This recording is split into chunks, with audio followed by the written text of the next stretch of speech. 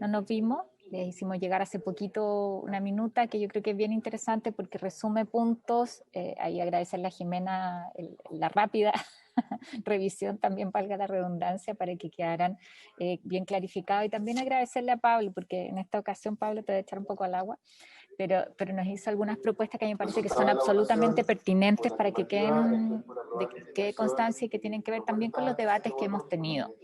Hago esta introducción porque creo que el interés de todos frente a rebrotes o segunda ola que parece que vinieron antes de lo que se esperaba en la pandemia, cómo aprendemos efectivamente las lecciones de lo que han sido estos 10 meses y estos duros 10 meses con cosas que hemos hecho muy bien como país, pero con cosas que también hemos hecho mal o hemos reaccionado tarde.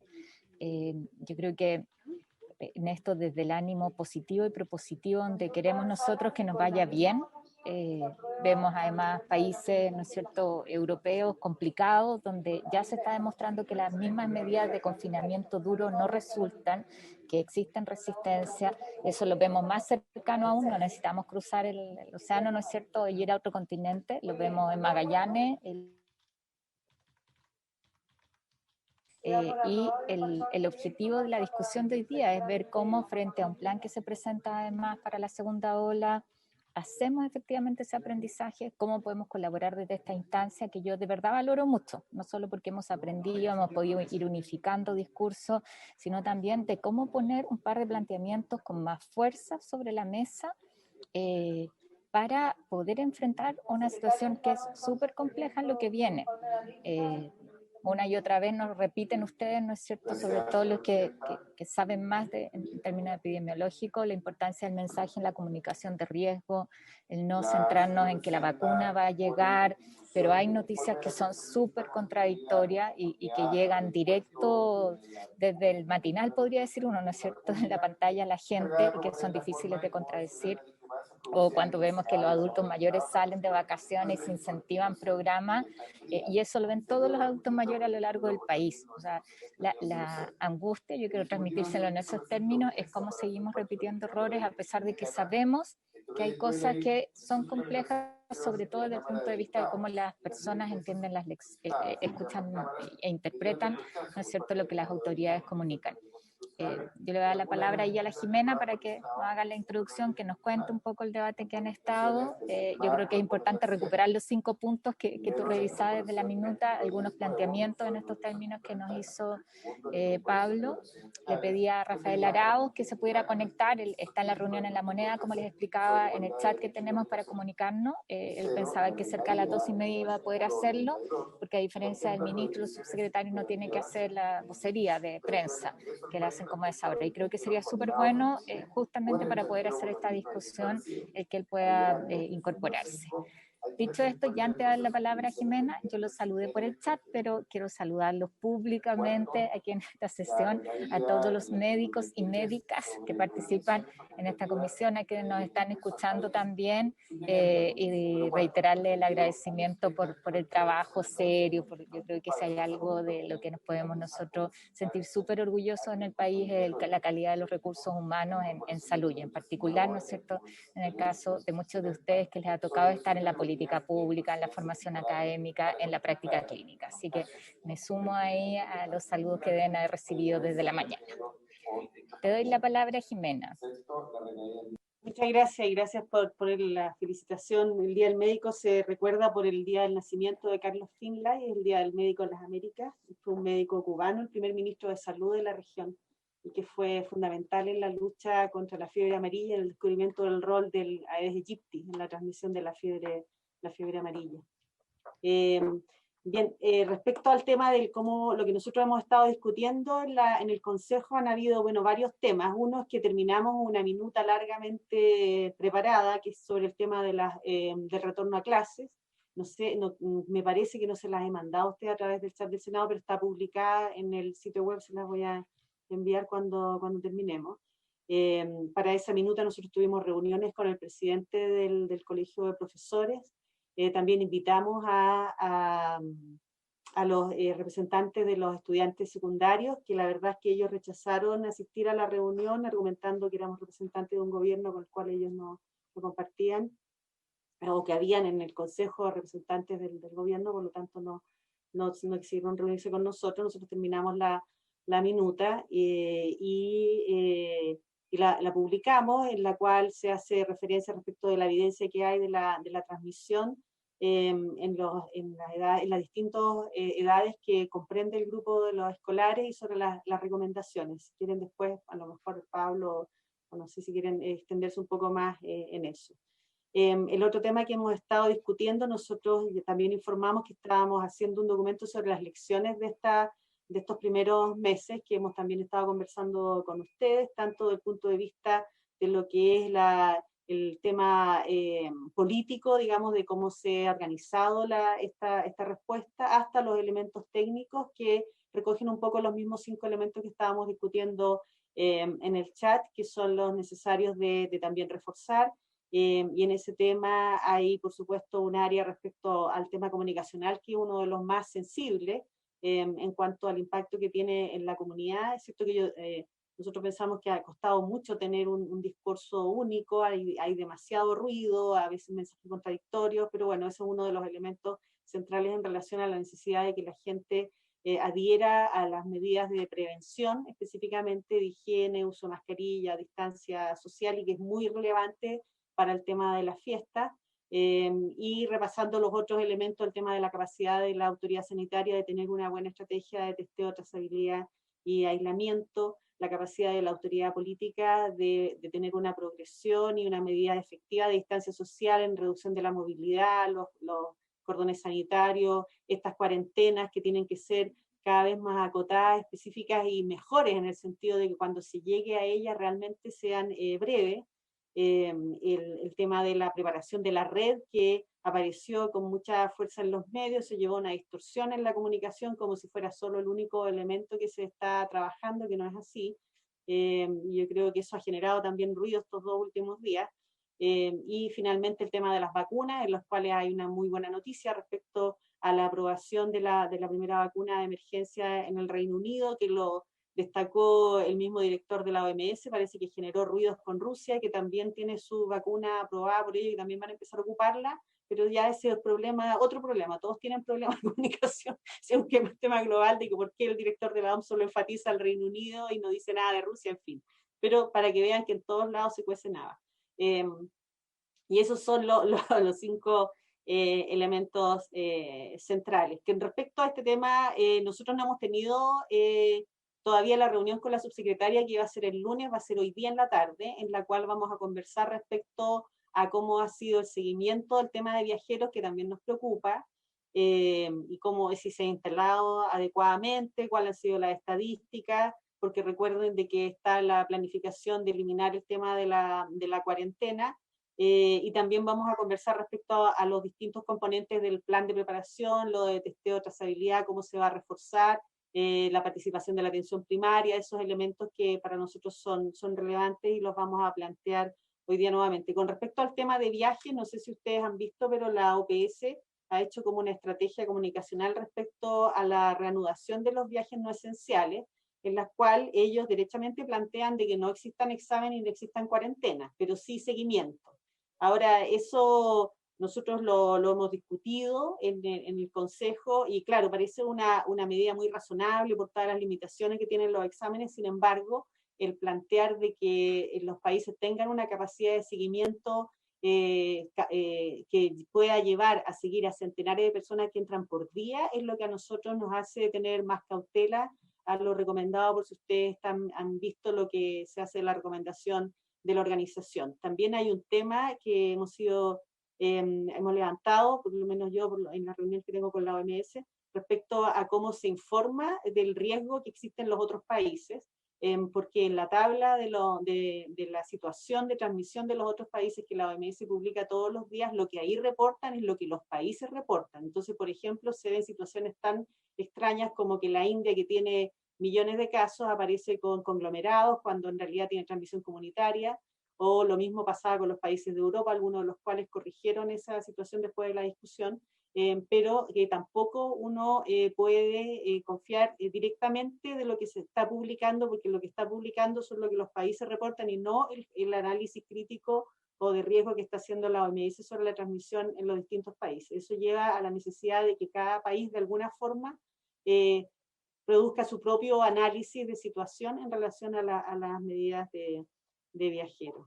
Entonces, básicamente, tenemos esa reunión hoy día con la subsecretaria para revisar qué ha pasado con ese tema, para ver los otros elementos del plan, además de lo que ha aparecido en los medios, que entendemos que no es definitivo, sobre el plan de redes, que es uno de los componentes, y publicamos la minuta de escolares. Yo lamentablemente tengo que retirarme a las 2:30 porque tengo otra reunión, así que dejo hasta ahí. Gracias. Muchas gracias, Jimena. Pablo.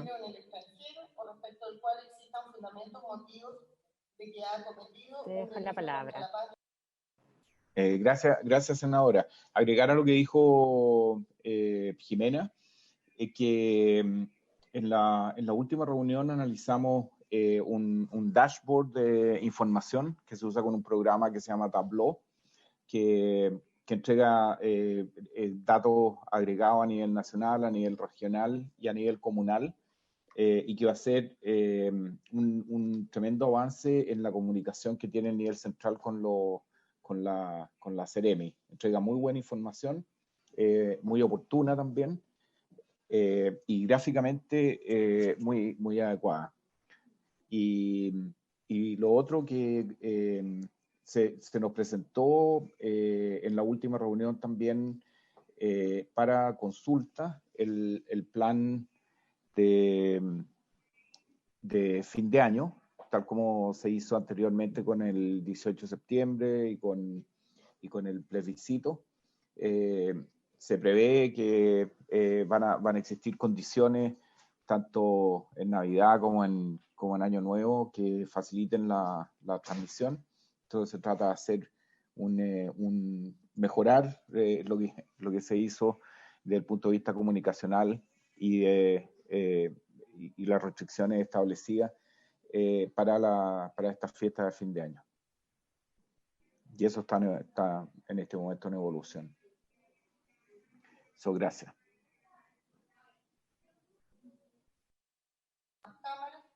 Fernando, ¿quieres agregar algo? Álvaro. Álvaro o yo. Dale tú, Fernando, yo después. Bueno, gracias, senadora. Buenas tardes.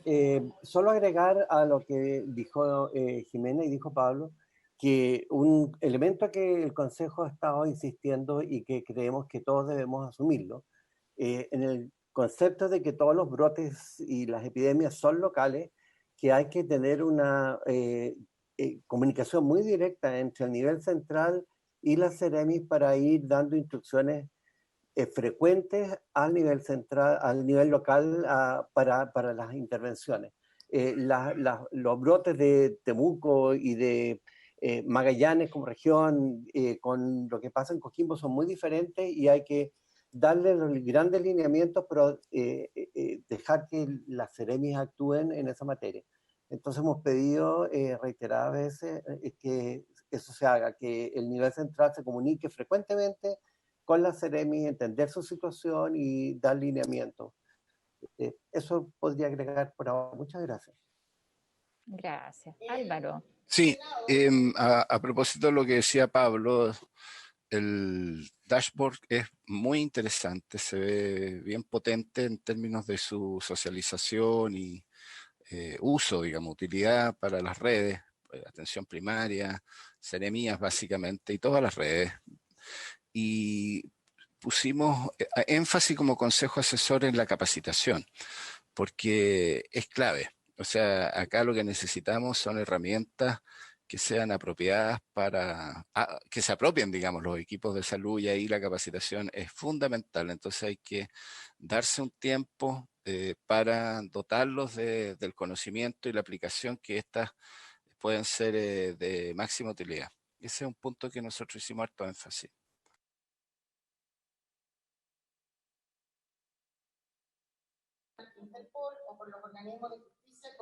Gracias, Álvaro. Yo quiero hacerles una pregunta así como que yo creo que es la pregunta que se hace todo el mundo. O sea, ¿qué es de verdad lo que podemos esperar? Nosotros cuando vemos este informe que hay de segunda ola y las propuestas que se pone en un escenario que puede ser el más favorable, un intermedio o el más dramático, yo pienso en el más dramático, que fue cuando nosotros en Magallanes estuvimos hace poco, nosotros, 2 meses fue, 3 meses, casi 50% positividad, y hice el ejercicio de extrapolar qué significaba eso en caso de Magallanes, o sea, los de Magallanes en la región metropolitana, y podían haber sido 20.000 casos diarios. O sea, eso y lo que nos pasó en Magallanes es que de un día para otro perdimos el control, y es lo que no hemos logrado básicamente recuperar en términos de trazabilidad. Entonces, mi impresión es que todos esperábamos que la activación, ¿no es cierto?, una nueva ola de rebrotes fuera más tardía, pensando además en el clima, ¿no es cierto?, en varias condiciones que ayudan, y que eso se está dando antes de lo que se esperaba. Eso nos podría dejar una situación aún más compleja, pensar en marzo, ¿no es cierto?, en la situación que tengamos ahí. La impresión es que usted probablemente tiene más contacto de qué pasa en el ámbito clínico, ¿no es cierto?, que desde esa perspectiva estamos bastante preparados, que tenemos capacidad de reconvertir camas, pero que la falla sigue siendo lo que pasa en el territorio, lo que pasa en la atención primaria, la capacidad que tenemos de reaccionar ahí. Yo pienso en lo que va a pasar ahora en Navidad, que es distinto al 18 de septiembre, porque el problema de Navidad es el salir a comprar, no es solamente el que se encuentre en las familias para una actividad, en la cena de ese día, ¿no es cierto?, o en la víspera de Navidad, Año Nuevo, sino que todo lo que sucede previo. Y entiendo que ahí es donde se debería elaborar una estrategia comunicacional y un plan que, en el caso del 18 de septiembre, con todas las dudas que teníamos, parece que funcionó, porque logró algo que es súper importante desde el punto de vista comunicacional, es que toda la gente conversara de eso. Eso yo creo que no se está dando, y que de hecho ya estamos incluso tarde para hacerlo respecto a lo que pasa en este mes. Sobre todo con el flujo de gente en sectores donde pueda, o sea, en lugares donde pueda haber aglomeración por el tema del comercio, básicamente. Entonces, yo les pregunto ahí cómo abordamos eso. Siento de verdad que es como que esto se viene, está encima acá, y una vez más nos va a pasar por encima, y después es mucho más difícil actuar.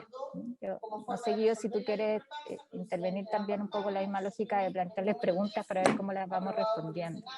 Y un segundo punto que ahí me encantaría que trabajáramos, y esto lo tomo de uno de los planteamientos que nos hizo Pablo, es el tema de las personas mayores.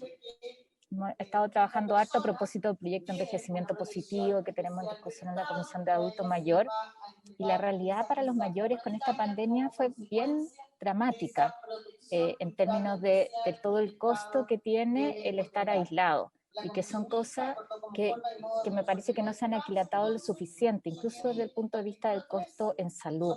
Entonces, la protección del bienestar de las personas mayores y cómo eso se aborda, creo que es un tema que deberíamos trabajar en sí.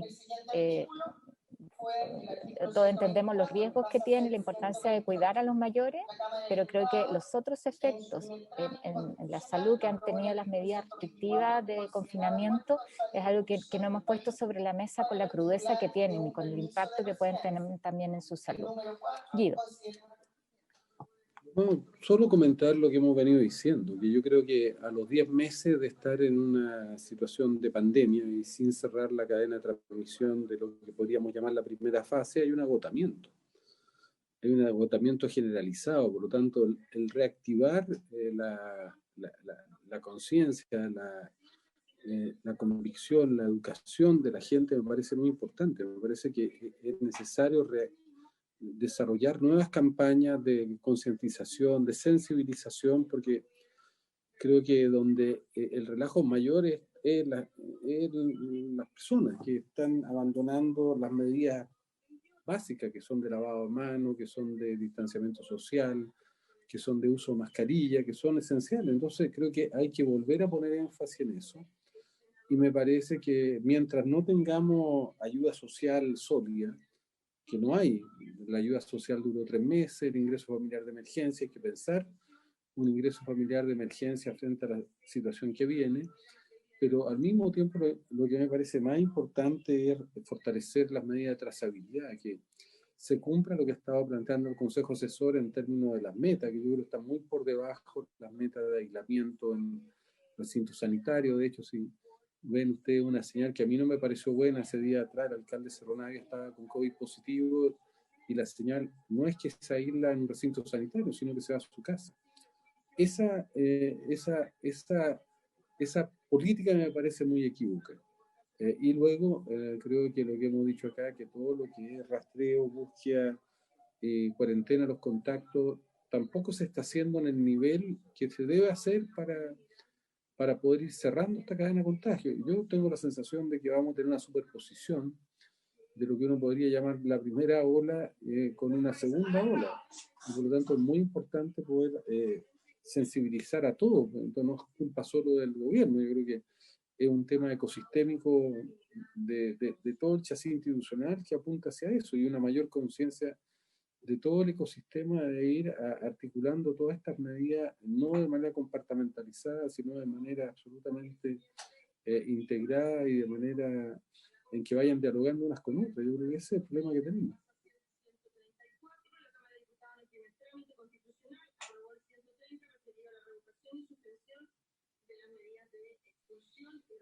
Dejo abierta la palabra.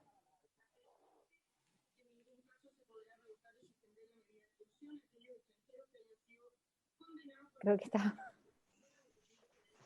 Sí, desgraciadamente se retiró Jimena, que probablemente nos podría hacer los mejores análisis de lo que viene en el futuro cercano y más lejano.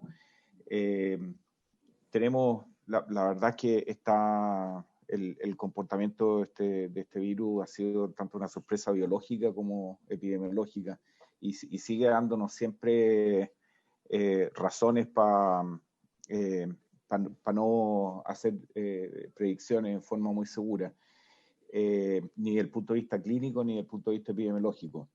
Es curioso esto que todos esperábamos, que por la mejoría de la temperatura y el hecho de que tengamos más actividades al aire libre, mayor ventilación y mayor distancia física, que es lo propio del verano. No se ha dado en todo el mundo ese, podríamos decir, veranito para la pandemia. En Estados Unidos vemos que el verano fue una época de activísima transmisión, y ahora obviamente está mucho peor ahora que en el otoño y el invierno. En países cercanos al trópico tampoco hubo ninguna diferencia estacional. Así es que, y en Europa sí que se dio un poco más la lógica de que hubo un receso de la transmisión más o menos importante durante los meses que tienen un poco mejor temperatura. Así que la verdad es que es difícil decir confiémonos en el verano y en la temperatura, y en la mejoría de la temperatura y los hábitos de las personas, porque igual han ocurrido segundas olas o mantención de la transmisión que venía de antes durante el verano en varios países. Yo creo que lo que se transmitió, bueno, y ahora está Rafael que nos puede comunicar mejor, es un trabajo específicamente de proyección con modelos matemáticos, como si estuviéramos comenzando ahora un aumento de la transmisión, y qué es lo que podría pasar y a qué plazo en los tres escenarios que se manifestaron. Pero es difícil inscribirse con cuál de los tres va a pasar. Y el trabajo es una proyección para tener una preparación del sistema de salud, digamos, pero no hay un dato firme que nos diga prepárense específicamente para que en tal fecha estemos nuevamente con tales medidas. Rafa. Gracias, Paula. Le damos la bienvenida a Rafael, gracias además por conectarse. Yo expliqué que estabas en La Moneda en la reunión y que te ibas a conectar cuando partiera el punto de prensa. Gracias por esperarme. Yo me dedico a la resistencia bacteriana y parezco plásmido, que voy saltando de suma a suma. Bueno, hoy fome la talla, pero la cosa es que un poco tratando de seguir el hilo del que está hablando el doctor Vial, con respecto a las proyecciones que se conocieron, lo primero es que es un ejercicio que hizo Redes para poder ponerse en un escenario eventual, ¿cierto?, de un pic de casos ahora en un tiempo X según curvas de otros países.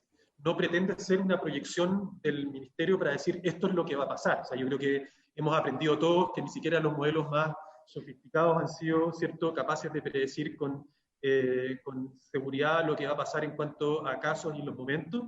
Yo creo que efectivamente quizás no fue un buen timing para mostrarlo, pero fue un ejercicio de Redes para ellos prepararse como uno de los puntos del plan de COVID en distintos escenarios. O sea, lo que ellos no pueden hacer, ¿cierto?, es no pensar que eventualmente va a haber un aumento de casos y no tener la red preparada, pero no es, yo creo que es súper claro, ¿cierto?, que bajo ninguna circunstancia es el plan del gobierno o del Ministerio de Salud para enfrentar una eventual segunda ola.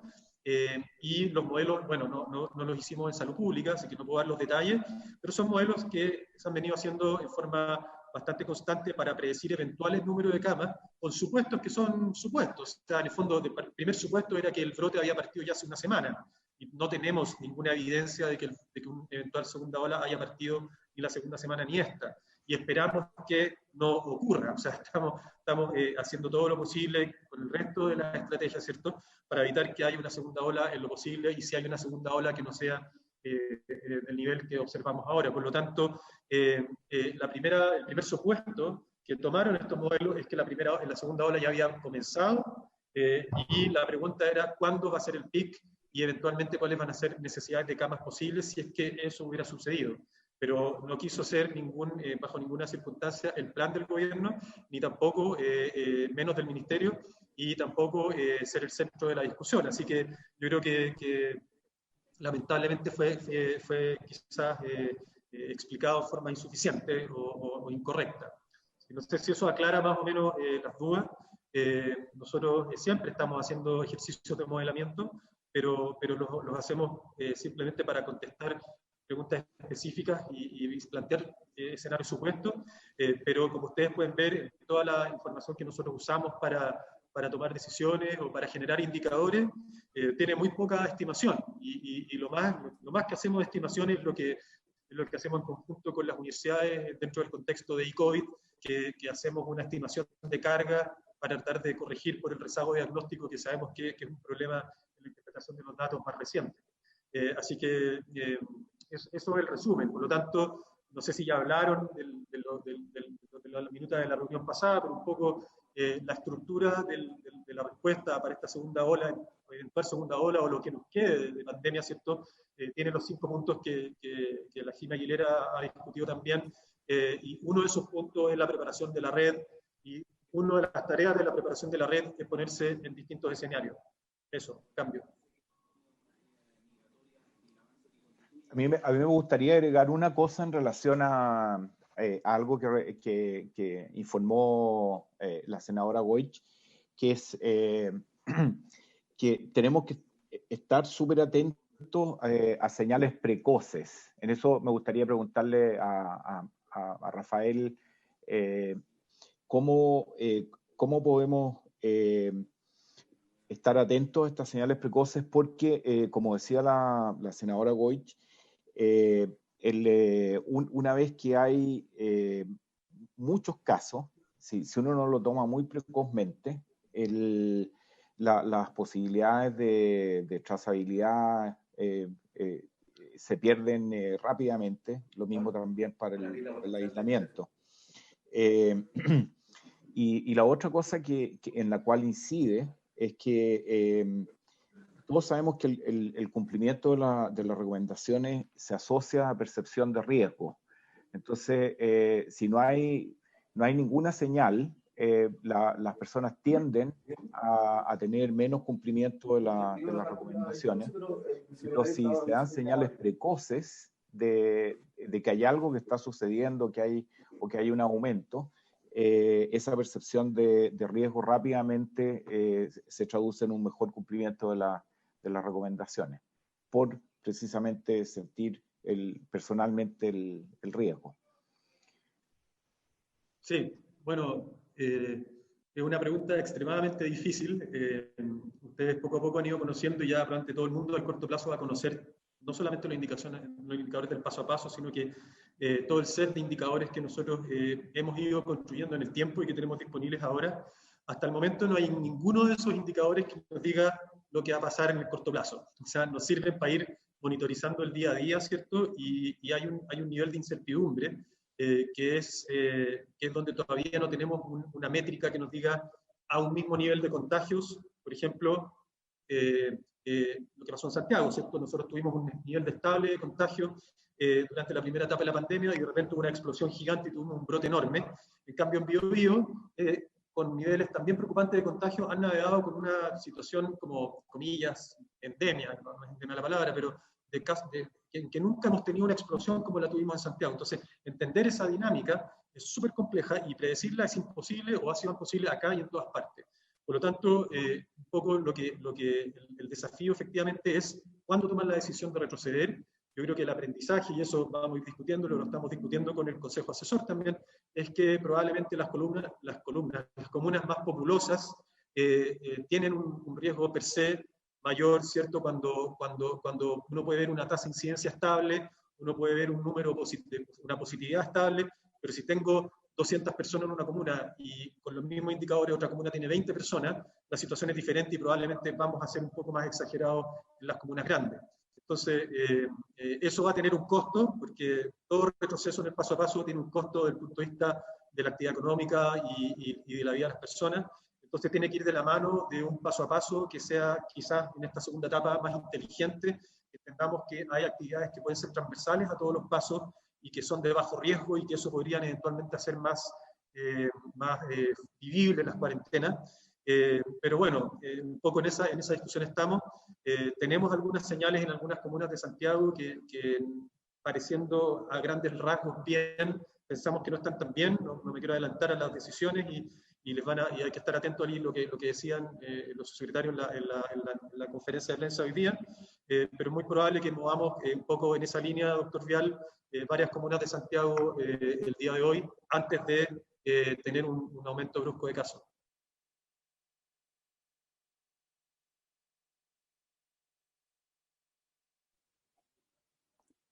Rafael, uno de los temas que estuvimos conversando antes de que tú te integraras es cómo se abordaba todo el tema de las fiestas de fin de año, la situación del comercio.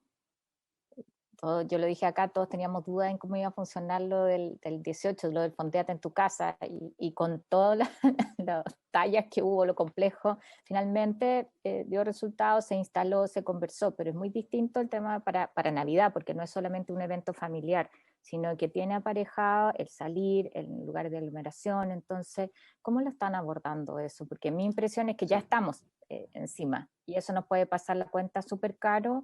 Y claro, una vez que lo que planteaba Pablo, una vez que se te esparce, ¿no es cierto?, que tú pierdes el control del contagio, es muy difícil retomarlo. Sí, bueno, yo creo que todas las fiestas y los eventos que van ocurriendo en el tiempo siempre van a existir. Por lo tanto, la idea como de la estructura que a todo esto estoy trabajando en este momento, que es como tener el esqueleto del programa de respuesta a COVID, tiene un ítem que no está mencionado en la minuta, pero el ítem 6, que son eventos especiales, y que se van uniendo, ¿cierto?, en distintas categorías según qué evento especial se trate, y van a haber algunos que van a requerir más prevención, otros que van a requerir más control de la movilidad, etc. Entonces, la idea es que todo eso se enmarque dentro de un paraguas, o sea, que no tengamos un plan de fiestas patrias, que no tengamos un plan de Navidad, sino que sean en el contexto de planes especiales. Esta semana, no sé si hoy, no puedo prometerlo, no depende de mí, debiera exponerse el plan de fiestas patrias y de veraneo, de alguna manera, que son fiestas patrias, perdón, de Navidad y Año Nuevo, y de verano, que ya están listos. Fiesta fin de año. Fiesta de fin de año.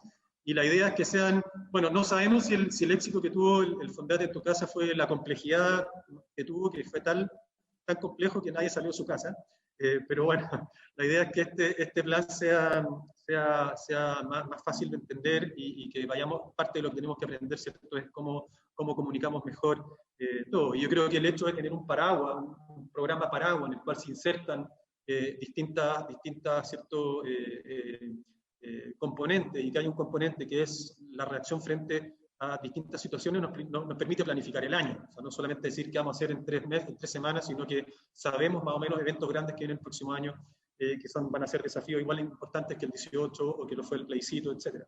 Así que eso está, y no depende de mí en qué momento se va a difundir, pero yo creo que así, as we speak.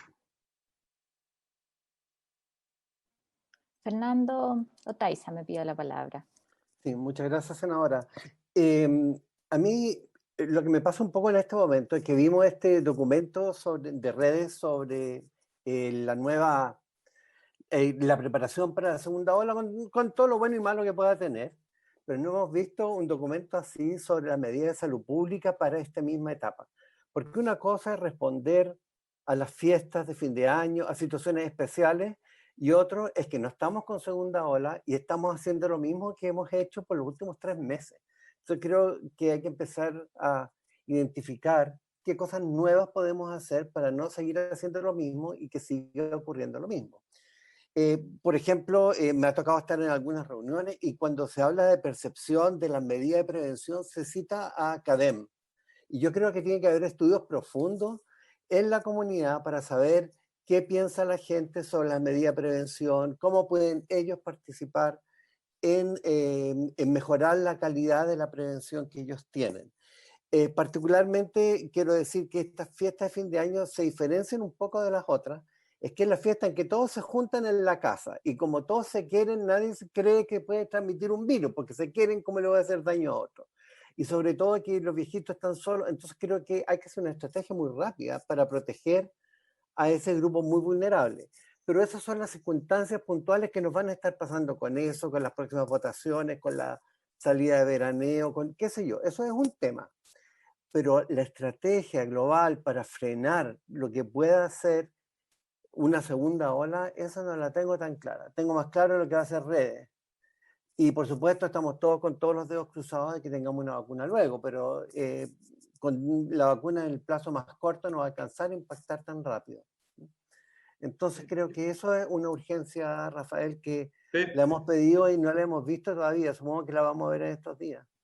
Gracias. O sea, yo no necesito que me la pidan, porque de hecho eso es lo que estamos haciendo y te puedo enumerar miles de puntos en cada uno de los componentes de la estrategia que se están haciendo ahora, que se han ido implementando en el tiempo. Y un ejemplo claro es cómo se abordó, por ejemplo, la situación en Magallanes, donde la idea es hacer un diagnóstico, ¿cierto?, de cuáles son los procesos que están funcionando bien y cuáles son los que están funcionando mal a nivel regional, y cuáles son dependientes del nivel regional y cuáles son dependientes del nivel central, para ver cómo se puede gestionar bien esa situación. Por ejemplo, el caso de Magallanes, o sea, nosotros hasta hace 6 o no sé, 2 meses atrás o 1 mes atrás, teníamos indicadores de testeo, ¿cierto? Y el indicador de testeo en Magallanes, tú puedes ver que tienen número de casos son 15, o sea, número de test son 15 a 20 test por 1000 habitantes a la semana. Es decir, hacen 15 a 20 test más de lo que pide la OMS. Por lo tanto, uno podría decir, bien, o sea, no hay que aumentar el número de test en Magallanes. Pero ¿qué hicimos? Fuimos a ver cómo se relaciona el número de test con la incidencia de casos en Magallanes. Y resulta que están en un déficit de un 60 a un 70%, en un peor escenario, quizás puede ser un poco menos, 50%, de los test que debieran estar haciendo. Entonces, tenemos una idea que es tratar de considerar la heterogeneidad de la epidemia a nivel del país y poder ir a ver cada uno de los puntos, que la Jimé escribe muy bien, ¿cierto?, que están fallando, y ver cómo podemos gestionar la mejoría. ¿Qué encontramos en Magallanes? Que tienen que aumentar 50% su testeo, por lo menos. ¿Cómo lo aumentan? Ellos tienen capacidad de hacer 1000 PCR diarias. ¿Las hacen? No. ¿Por qué? Porque la gente no va. No quiere ser diagnosticada de COVID, la gente, ¿cierto? ¿Por qué? No sabemos. ¿Cómo podemos saber eso? Tenemos un equipo de cuadrilla sanitaria que está en este momento, desde la semana pasada, haciendo investigación etnográfica y haciendo levantamiento de datos cualitativos para poder tener una percepción de qué es lo que nos dice la gente, por la cual no quiere referir sus contactos o no quiere ser estudiada.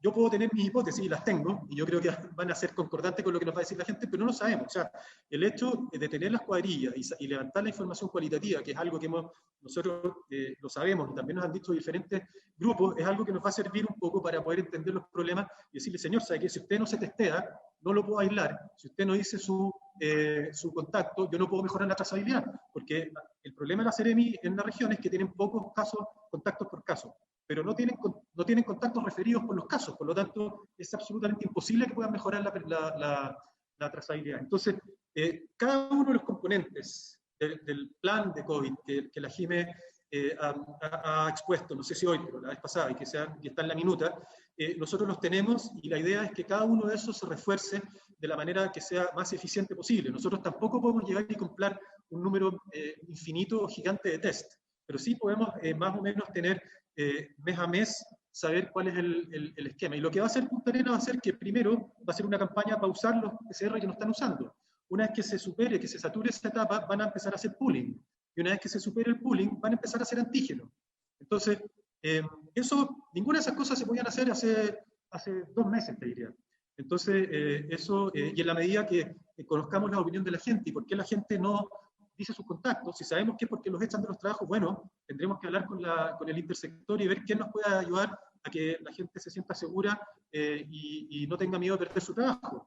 Y en la medida que eso vamos a tener contactos y vamos a poder hacer la trazabilidad. Pero si no, es muy difícil. Entonces, lamentablemente es un trabajo complejo, que tiene mucha variabilidad regional y que es un gran desafío, pero yo creo que el lado bueno es que hemos llegado a un punto en que tenemos indicadores que con todas las limitaciones que pueden tener, se correlacionan bien con la actividad de la pandemia y con las capacidades de cada lugar. Entonces, eso nos sirve un poco para poder aplicar medidas que son bastante generales, pero con distinta intensidad en distintas regiones. Cambio. Oye, una opinión. Yo creo, Rafa, yo creo que sería muy importante. Janet, mire usted nomás. Guido no te da la palabra, Janet. No, yo le doy la palabra a la Janet. Dele, Janet. Un saludo a todos. Mira, yo creo que... Me da envidia la Janet, sí, me da envidia, porque yo sé dónde está. En la luna. Oye, mira, yo creo que aquí, más que, yo no creo que haya duda de que efectivamente están trabajando mucho y haciendo todas las cosas que deberían hacer. El tema, de nuevo, que la comunicación es la que no falla, porque lo que nosotros sabemos todos, que somos personas relativamente informadas, es lo que salió de redes. Entonces uno ve lo que salió ahí y dice, por Dios, no aprendieron nada. No aprendieron ni una cuestión. Pero debajo el título dice informe inicial, subsecretaría de redes.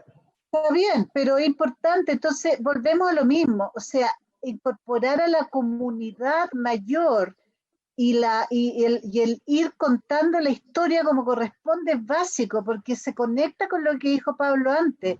En estos momentos, obviamente que nadie se quiere hacer el test ni nada. ¿Para qué si el ministro de Ciencia está diciendo que garantiza que hay vacuna en 3 meses y el ministro de Salud sale todas las veces diciendo que estamos listos con la vacuna y el presidente sale todas las veces diciendo que estamos ahí?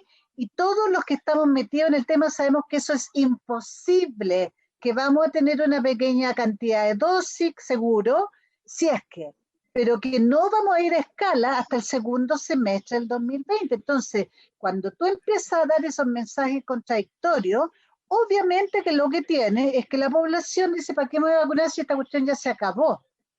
Entonces en ese sentido, hay como una posibilidad real de mejorar la comunicación de riesgo para que también la población sienta su percepción de riesgo como corresponde, y eso también es responsabilidad nuestra. Nosotros todos los que estamos acá podemos ayudar, pero si cada vez que nos llaman de una radio, de un canal y todo, nos confrontan con que mire, salió un reporte de redes y dice esto y este otro, no te queda otra que comentar que en realidad el informe de redes dice esto y este otro, y como no hay ni un otro documento que ande circulando, no podéis decir no, pero no es solamente eso, sino que A, B, C, D también. O si te dicen, pero ¿por qué usted está diciendo que no va a haber vacuna si el ministro está diciendo que vamos a tener vacuna y que en enero ya estamos listos? Entonces, esa cuestión es compleja a manejar. Over.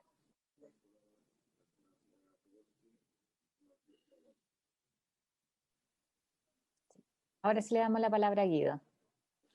No, yo creo que lo que deberíamos tratar de hacer, Carolina, y no sé si estarán de acuerdo los demás, es que me parece que se decía hace un rato, yo creo que hay que fortalecer lo obvio, que son las medidas de salud pública.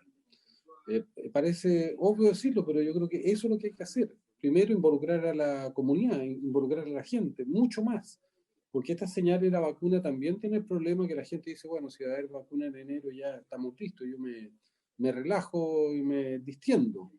Además del agotamiento natural que tiene el que se ha ido abandonando en las medidas sanitarias. El otro día yo fui a un barrio ahí cerca de Franklin, nadie andaba con mascarilla en la calle. Es sorprendente, no sé.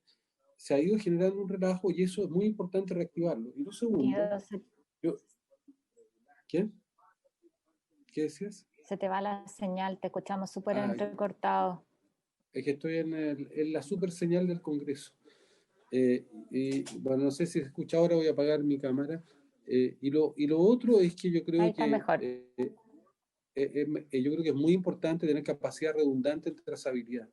O sea, creo que hay que aumentar los testeos, creo que hay que aumentar la capacidad de identificar inmediatamente a los positivos y aislar en los recintos sanitarios, hay que fiscalizar eso, hay que aumentar la capacidad que tiene que ver con la búsqueda y rastreo de los contactos estrechos. Creo que todo eso hay que hacerlo muy por sobre lo que se está haciendo.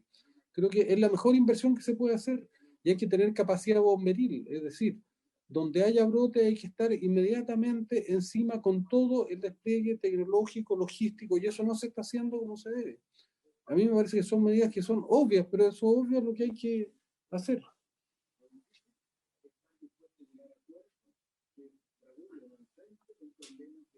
De acuerdo. Lo de la capacidad de testeo definitivamente tenemos que expandirla en forma súper importante. No es tan fácil. Yo creo que el paso siguiente al pooling y la saliva es el test de antígeno. Hay un artículo súper bonito que muestra cómo el testeo repetido con antígeno de alguna manera compensa por su supuesta falta de sensibilidad en los grupos que tienen cargas virales muy bajas, así que vamos en ese sentido. Y definitivamente la búsqueda activa tiene que ser mucho más proactiva. Y en ese sentido yo creo que lo que ha hecho el equipo de Leo Vaso con el ICI ha sido súper bueno. No sé si ustedes saben más o menos los resultados preliminares que tuvieron en Punta Arenas cuando se hace la búsqueda activa basado en un índice de riesgo que considera contagios y movilidad. La positividad de la búsqueda activa de casos subió como de un 6% a un 14%. O sea, tenemos todavía formas de ir haciendo más inteligente nuestra búsqueda activa y la idea es que, bueno, vayamos aprendiendo cómo hacerlo, no es tan fácil. Cuando nos ha pasado que cuando nos enfocamos en los hotspots, o sea, el mapa nos dice que aquí hay casos, vamos y no encontramos mucho. Bueno, ahí aprendimos que era porque los casos están aislados. Entonces teníamos que ir a buscar a la gente que vivía alrededor de esos casos, dónde estaba yendo a trabajar o qué sé yo. Y ahí los vamos a buscar y ahí estamos encontrando más. Entonces, yo creo que sí, y lo hemos conversado con el Consejo y la idea de este índice que desarrollamos es que podamos medir de forma más objetiva cuánto test falta según la incidencia de casos. Y la sorpresa fue que estando en niveles súper buenos, en cada lugar, si uno mira como los estándares que aparecen en la OMS o en la World in Data, cuando uno lo considera en contexto de la incidencia, estamos siempre abajo. O sea, estamos bien en la comparación con otros países, pero en la comparación con Chile, en el tiempo, necesitamos, al menos a nivel global, más o menos un 25-30% más de la capacidad de testeo que tenemos ahora.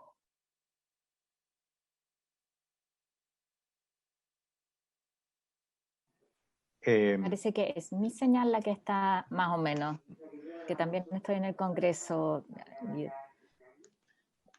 Espero senadora, que se escuche bien. Senadora, yo quería hacer un comentario con respecto a lo que dijo Rafa. Un aporte, a lo mejor. Adelante, Pablo. Gracias. Yo creo que es crítico en este minuto y sobre todo pensando en una segunda ola, ocurra cuando ocurra, es la forma de tomar el muestreo.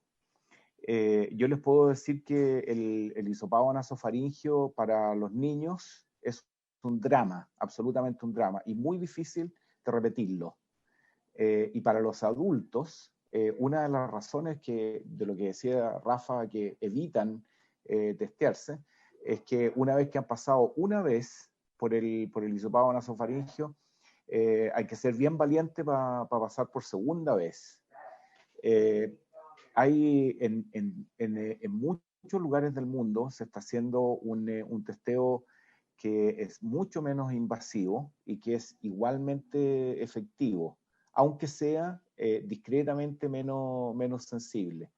Y eso es indispensable que tengamos el liderazgo del Instituto de Salud Pública que promueva nuevas formas de tomar la muestra y no se quede pegado en lo que dicen los fabricantes de los kits, de que este kit fue probado con hisopado nasofaringio. Yo tengo datos de primera fuente. En muchas universidades en Estados Unidos se está haciendo testeo a todos los alumnos 2 veces a la semana. Hay que recordarse que una universidad tuvo aproximadamente 1000 casos entre sus profesores y sus alumnos y le costó el puesto al presidente de la universidad. Esa es la seriedad con que se están tomando el punto. Los alumnos están siendo testeados 2 veces y se hace una autotoma de las fosas nasales. Ya ha mostrado ser igual de efectivo que el hisopado nasofaringio. Entonces necesitamos también facilitarle la vida a las personas y ponernos en sus zapatos, de tal manera que si nosotros estamos promoviendo el testeo, la forma de tomarlo sea fácil.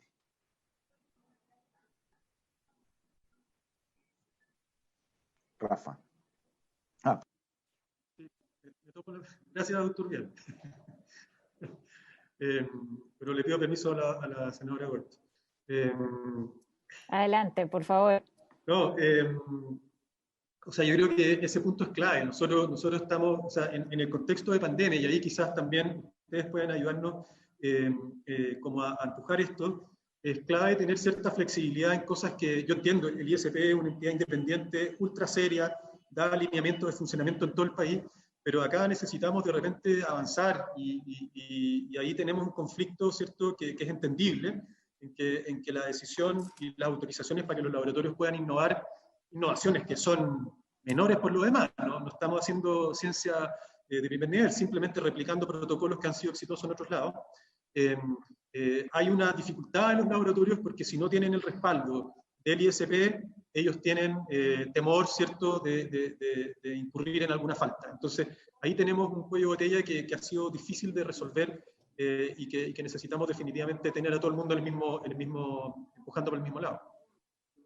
Carolina, es que en relación a eso, es bueno que ustedes nos ayuden, porque nosotros citamos al ISP a una sesión de la Comisión de Salud, la Carolina lo citó el día martes, justamente por eso mismo, porque el nivel de lentitud, de burocracia para estudios clínicos, para otro tipo de cosas es brutal.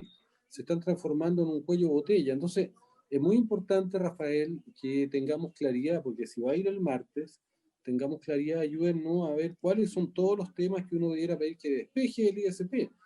Yo sé que a lo mejor no lo hacen con mala intención, pero no hay ninguna justificación para que no se haga esto de la mejor manera y la manera más, yo diría, eficiente para poder lograr los objetivos que tenemos. Entonces, ayúdennos. ¿Cómo lo hago?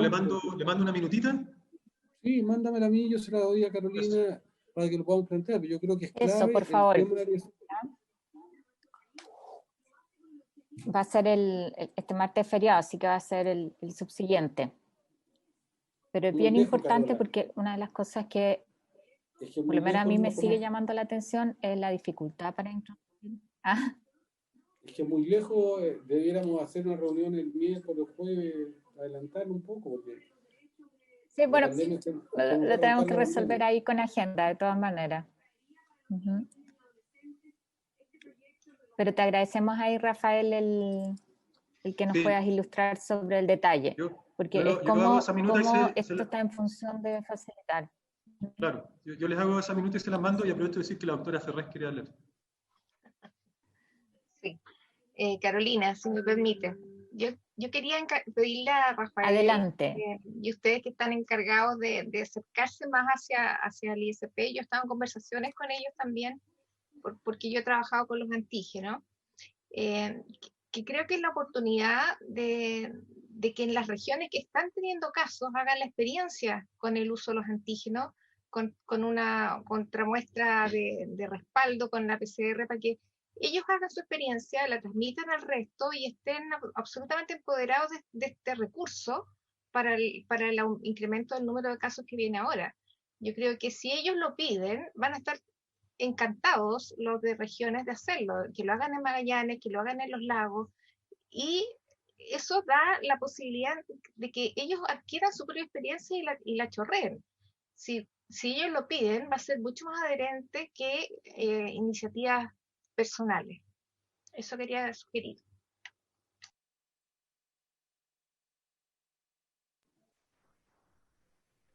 Súper. Rafael, hay otra cosa que a mí me llama la atención de por qué no se ha avanzado más en introducir tecnología. Lo conversamos a propósito de la realidad de Magallanes y la dificultad de que los jóvenes se hagan el examen, que es otro de los cuellos de botella, de las cosas complejas que se ven en Magallanes. Los jóvenes, muchos además, que son asintomáticos, que no se hacen la PCR y que no toman las medidas básicas de seguridad sanitaria, ¿no?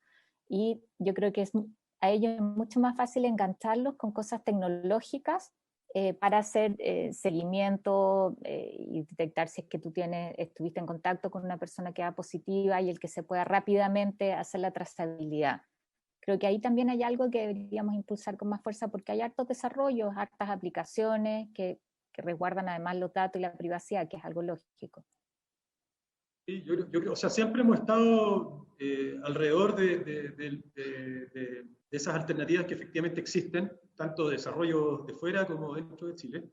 Siempre falta algo. Yo creo que efectivamente, no hemos tenido alguien que lidere eso y que se haga cargo de buscarle cuál va a ser el nicho. O sea, desarrollar aplicaciones, como todos saben, contratiempo es bien complejo.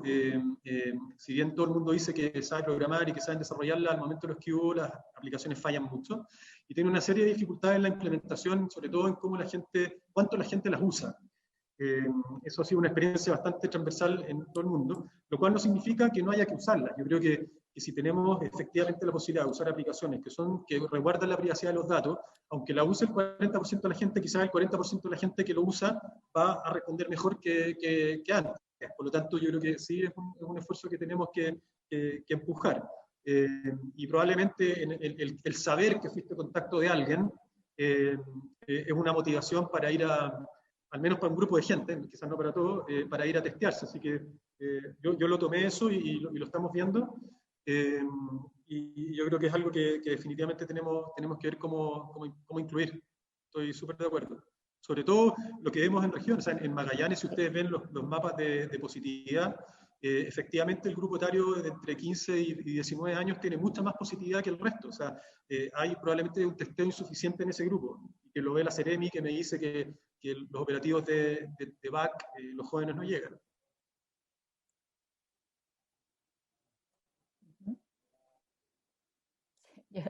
Yo haría cosas como darles un incentivo a los chiquillos súper concreto a cambio de hacerse la PCR, o sea, una cosa marquetera. Yo tengo una hija que está en cuarto medio, entonces escucho a los chicos. Dice, busquemos algo que sea atractivo a cambio y que sea posible de hacer, pero hablemosle a ellos. Y es más, yo les preguntaría a ellos, los sentaría en un foco a los chiquillos a decir por qué es lo que pasa y darnos una propuesta que venga desde su mundo. Creo que en eso tenemos que ser un poco más innovadores y más rápidos también, en preguntarles a ellos mismos en su propio lenguaje. La Janet me pidió la palabra y Estefan, y lo que yo trataría sobre este tema quizás puede ser útil que abordemos en una sesión las alternativas que existen, así como lo hicimos en su momento con la Universidad del Desarrollo y todo el seguimiento de movilidad, que después es una herramienta que se ha utilizado permanentemente. Creo que es un tema interesante de trabajar acá para una próxima sesión. Janet. Sí, yo también quería poner un tema que por casualidad de la vida me ha tocado estar estas últimas semanas un poco mirando, que tiene que ver con el tema de las muestras, el manejo de las muestras, la recolección de muestras y sobre todo la mantención de estas muestras para el futuro. Y en ese sentido solamente contarles y decirles que estamos mirando en este momento con la gente de la ANID, que es la Agencia Nacional de Investigación y Desarrollo, la posibilidad de armar como un área prioritaria el tema de biobancos. Yo conversé con Pablo el otro día, que todavía me dé unos datos, porque estaba tratando de cuantificar esto, porque ahí hay un tema que claramente con el tema del COVID apareció, que es esta necesidad evidente que hay de que efectivamente tengamos biobancos que seamos capaces de mantener para, sobre todo para el futuro, ya sea el futuro de investigación o el futuro de otras pandemias, etcétera.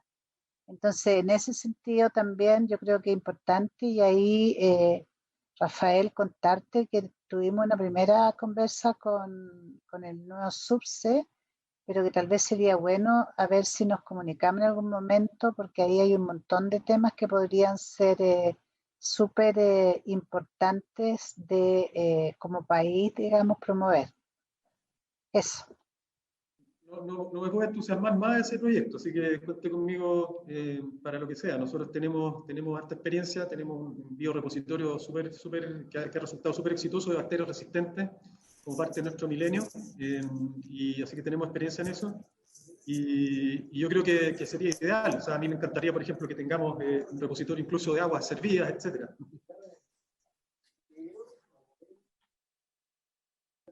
Gracias, Janet. Estefan, tenés la palabra. Hola, buenas tardes. Solamente mencionar, ¿cierto? No solamente ahora he escuchado varias intervenciones con respecto al rol que está jugando hoy día el Instituto de Salud Pública de Chile en este tema de la pandemia. Y solamente mencionar, porque creo que es justo también ponerlo en su justa medida. Ya, el ISP ha avanzado sobre todo en los últimos meses. Tal vez el inicio fue profundamente lento. Yo estoy muy cerca del instituto y ha tenido muchas bajas de personal. Ya de los 700 personas que trabajan, aproximadamente hoy día está con 200, 250. El resto está en teletrabajo. Por lo tanto, al principio fue muy difícil. Ya hoy día ha ido tomando un ritmo mucho mejor. Debo mencionarles que en la página del ISP están publicados todos los test serológicos autorizados por convergencia regulatoria y armonización regulatoria con otros países. El ISP está en conversaciones y en diálogo con otras agencias como Health Canada, como FDA, como INVIMA, como ANVISA, como COFEPRIS. Entonces, en la página hace muy poco también publicaron los test de antígeno que se pueden estar usando. Se creó hace muy poco la ANVID, ¿cierto? La Agencia Nacional de Dispositivos Médicos, Investigación y Desarrollo. Por lo tanto, creo que es justo poner en ese contexto de que el ISP, en una concordancia con su rol, ha venido haciendo un trabajo de poder incorporarse a esta participación activa en la vigilancia regulatoria, que es su único y gran rol, ¿cierto? Hacer vigilancia. El tema de los biobancos que habla la doctora Vega es de vital importancia, es un tema que hemos venido viendo inclusive desde muchos años antes de que a mí me tocara participar en el ISP. Se han hecho grandes esfuerzos en distintos gobiernos por tener biobancos, por tener bancos de referencia. A mí me tocó hacer el banco de referencias de medicamentos originales, así a otros también les ha tocado incorporarse en este tema, pero ahora nos pilla la pandemia y creo que el desafío aumenta al triple o al cuádruple. Y creo que más que a lo mejor pedir explicaciones, ¿cierto? Debemos ver en qué podemos apoyar, sobre todo desde el punto de vista parlamentario, desde el punto de vista empresarial, cómo podemos apoyar a nuestras instituciones. Mi experiencia en otras agencias, en otros países, ahora en pandemia, va en una relación público-privada, pero muy, muy estrecha, porque se necesita dinero para esto, se necesita tecnología para esto. Ya lo decía el señor Arao, ¿cierto? Los software hay que probarlos, hay que certificarlos. En Inglaterra la agencia de medicamentos tiene un área especializada en regular y certificar apps para la salud. Entonces nosotros aquí en Chile no lo tenemos, estamos lejos de tener una agencia regulatoria sanitaria para tecnologías electrónicas o de apps. Entonces yo creo que ahí hay gran trabajo que hacer. Yo ofrezco ahí todos los contactos que podemos tener con otros países. Ya desde mi rol en estos últimos años tengo una gran relación con FDA, con Health Canada, con INVIMA, con Anvisa. COFEPRIS hoy día está pasando un momento muy difícil, ya que es México. México hoy día es el tercer país con más fallecidos por la pandemia, por lo tanto COFEPRIS se vio colapsado. Yo espero que nuestro ISP no llegue jamás a tener esa situación de colapso, porque debe responder el ISP en la vigilancia y en el aseguramiento regulatorio. Y es mi llamado, por su intermedio, señora presidenta, es mi llamado a eso, a tener la paciencia y esperar y dejar que las agencias hagan su trabajo. El apurar va a generar problemas. No apuremos a las agencias. Hoy día mismo se comentaba en las redes que las agencias como la FDA y la EMA, que es la agencia europea, aún no dan el uso de emergencia de autorización para la vacuna de Pfizer. Ya lo hizo la MHDR de Inglaterra, pero la FDA y la EMA aún no lo hacen. Lo van a hacer, pero hay que dejar que las agencias hagan su trabajo. El ISP también lo va a hacer, pero tiene que hacer su trabajo.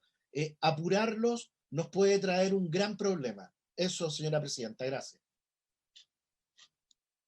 Gracias, Estefan. Yo lo que acordaría es que podamos tratar todo este tema de aplicaciones tecnológicas o el uso de la tecnología, para ponerlo en términos gruesos, como un tema en sí. Y en eso, Estefan, te tomo la palabra para ver qué cosas podemos abordar acá y hacer desde ahí una contribución. Y hay un tema que yo quiero que abordemos también en una sesión, que ya lo anticipé al principio, no nos alcanzó a escuchar Rafael, que tiene que ver con el bienestar de las personas mayores. De verdad que a mí me preocupa pasar otro año con los viejos confinados, con los otros impactos que está teniendo la pandemia en ellos. Y creo que ahí, yo no sé si efectivamente se ha hecho la evaluación de las implicancias que han tenido las medidas y cómo se reestructuran, diríamos, para esta nueva etapa. Y eso tiene que ver con aristas también sociales, psicológicas, todo el tema emocional. O sea, no es solamente la posibilidad o no de contagiarse, el recuperar su vitalidad física cuando no has tenido posibilidad de moverte, y cómo las cuarentenas también incorporan, o las medidas de restricción de la movilidad, ¿no es cierto?, incorporan esa mirada. Yo creo que las medidas fueron efectivas en proteger a la población mayor. Cuando uno analiza el exceso de mortalidad, se ve que en los grupos de mayor edad vuelve a la normalidad o a niveles normales mucho antes que en otros grupos, pero eso tuvo costo y eso lo tenemos súper claro. Y creo que una de las cosas a las cuales yo me refiero con repensar las cuarentenas en base a riesgo es que tenemos que considerar la salud mental y física, no solo mental, física, ¿cierto?, fracturas, etcétera, de los adultos mayores. Así que es algo que sí tenemos totalmente en consideración. Y probablemente es una población que es de bajo riesgo, que se cuida bien y que no contribuye mucho a la transmisión de la enfermedad.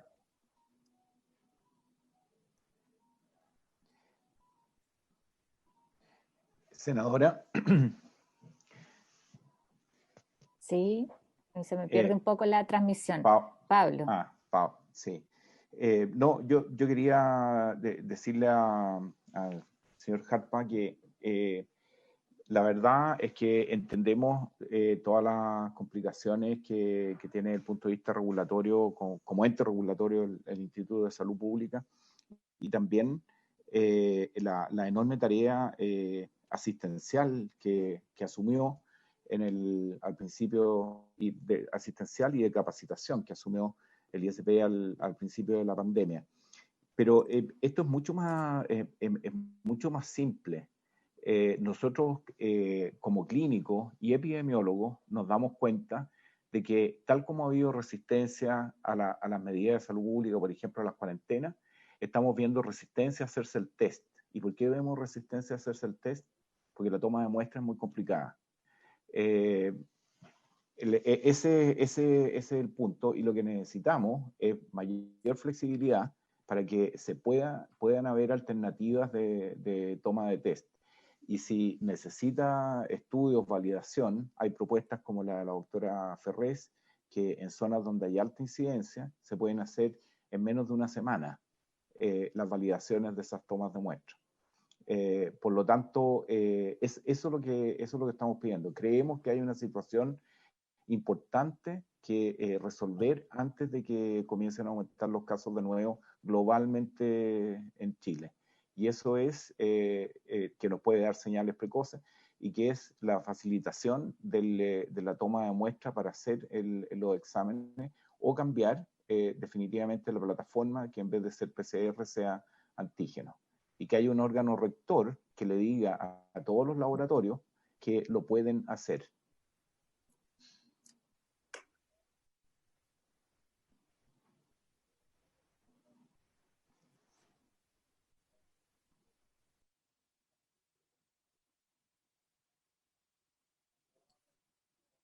Gracias, doctor. Lo voy a considerar dentro de mis comunicaciones. Efectivamente, como usted indicaba, y le pido disculpas si no lo mencioné anteriormente, pero como usted dice, ya en otros países están haciendo este upgrade en la forma de tomar las muestras. Sí hay un gran problema en la toma de muestra con el hisopado. Ya hoy día ya está el test de saliva relativamente más masificado. Hay un test muy rápido que acaba de ser autorizado por la FDA, una autorización de emergencia, la EUA, que es un PCR portátil que tiene un resultado por inmunoluminiscencia PCR en 15 minutos, ¿ya? Y con un hisopado muy simple.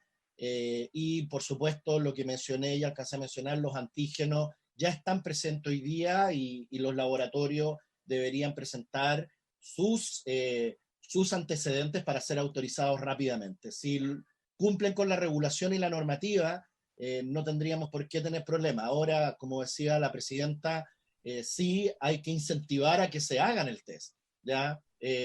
Solo como un dato a la causa, hace muy poco nosotros hicimos una encuesta en la posta central a través del personal, y fue impresionante la cantidad de personas que no quieren vacunarse, que no están disponibles para vacunarse, ni menos para hacerse un test porque lo encuentran incómodo, porque le tienen miedo, etc. Imagínense que es la única solución que tenemos, y hay gente que todavía le tiene miedo, no está disponible. Yo creo que aquí es un rol de salud pública y de epidemiología, generar una campaña efectiva y eficiente para perderle el miedo a esto, porque la única forma que podamos controlar esto es a través de la trazabilidad y de los test. Así que sí, doctor, segundo su opinión, y voy a trabajar también en eso si así me lo permite el medio y la pandemia. Queda con hartas tareas, Estefan. El tema del ISP quedamos además comprometidos a tratarlo en la Comisión de Salud. Y recordarte, Rafael, que nos puedas hacer llegar los antecedentes, lo mismo esta matriz de medidas de la que planteaste, que nos puedas compartir en la medida en que la tengan. Y quedamos con la tarea respecto de las plataformas tecnológicas o las aplicaciones tecnológicas, poder abordar eso, y el tema por lo menos de los mayores, que son los temas que a mí me parecen relevantes. Yo no los sigo mucho en la transmisión, los veo congelados, y creo que el problema es mi señal, pero no sé si hay algún otro planteamiento que quieran hacer antes de cerrar la sesión.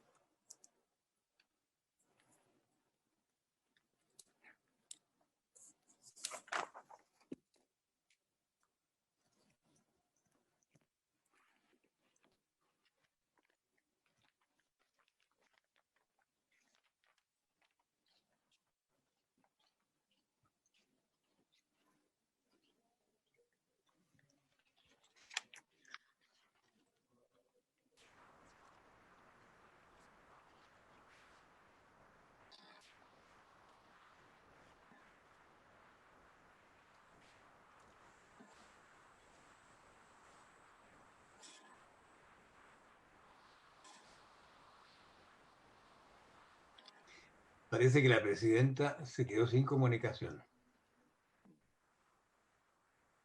Pero estaríamos, ¿no? Carolina, ¿Estamos? ¿tienes comunicación con la senadora? Sí, no me contestó. ¿Me puede llamar? Ahí está. Ahí está. Perdón, pero la conexión en el Senado hoy día parece que está fatal. Espero que sea solamente el internet y no la conexión entre nosotros, porque hay harto desafío acá que requiere que nos comuniquemos mejor. Yo creo que alcancé a transmitir los acuerdos de esta reunión, agradecerte, Rafael, se te nota en la cara que ha sido tiempo intenso, ¿ah? Y yo quiero reiterar el objetivo de este espacio, que es colaborar, hacerlo también con una mirada crítica y propositiva. A todos nos interesa que nos vaya bien. Yo partí al principio usando una palabra que nos plantean harto los adultos mayores a propósito del debate de pensiones, que es la angustia que les da ver que no nos ponemos de acuerdo y que ellos tienen la misma pensión mes a mes. Eso mismo nos pasa acá. Queremos colaborar, creemos que hay cosas que se pueden hacer más rápido, vemos que se repiten errores, sabemos las dificultades que se enfrentan, pero yo creo que todos coincidimos en que podemos hacerlo mejor y queremos colaborar para eso. Así que en ese ánimo agradecerte tu participación, y es súper bueno además que puedas integrarte a alguien del ministerio siempre en esta reunión. Creo que nos ayuda muchísimo a avanzar. Eso, yo les agradezco a todos y a los médicos que lo celebren hoy día como corresponde, médicos y médicas. ¿Ya? Muchas gracias. Habiendo cumplido el objeto, levantamos la sesión. Chao. Senadora, gracias. La grabación se ha detenido. Senadora, muchas gracias. Hasta luego.